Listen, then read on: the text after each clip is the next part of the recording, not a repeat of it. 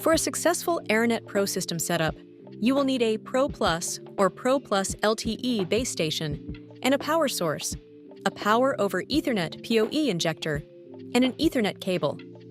You can order a PoE injector from the Aranet shop or use an Ethernet switch with PoE instead.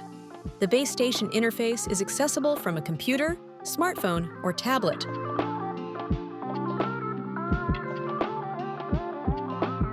On the front of the base station, you can see the light indicators and the base station label. Unscrew and open the lid to access the holes for mechanical installation. You'll also find the network reset button inside. For the Pro Plus LTE base station, removing the lid provides access to the SIM card slot as well.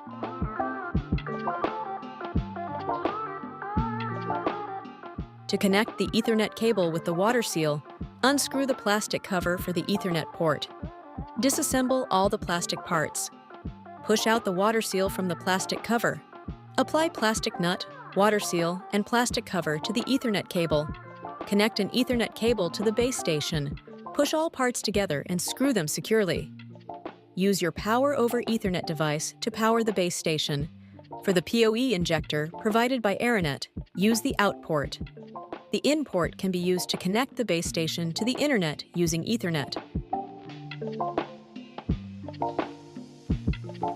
Wait for the Wi-Fi light to turn on to access the base station using a wireless network access point. Find the base station name and login credentials on the label located at the base station. Use a computer, smartphone, or tablet to connect to the Aranet Wi-Fi access point named similarly to the information on the base station.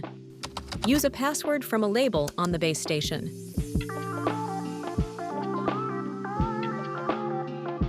After connecting, access the base station user interface through a web browser by entering the IP address shown here.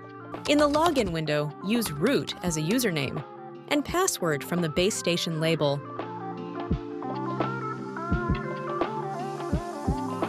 It is good practice to start with the system settings.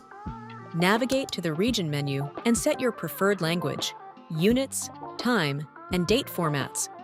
Now you can pair the sensors, connect the base station to the internet, and complete other tasks to start making database decisions.